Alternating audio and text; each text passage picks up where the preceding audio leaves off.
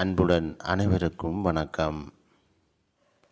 இன்றைய சிந்தனை: நீதி எது, நேர்மை எது, உண்மை எது, நல் உறவு நிலை எது என்று நாம் சரியாக விளங்கிக் கொண்டால் அனைவருடனும் அமைதியுடன் வாழலாம்.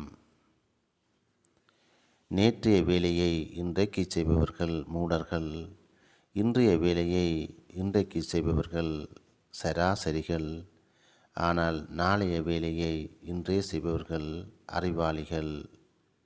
எமது வாழ்வில் நாம் எந்த நிலையில் வாழ்ந்து கொண்டிருக்கிறோம் என்பதை சிந்திப்போம். நன்றி, வணக்கம்.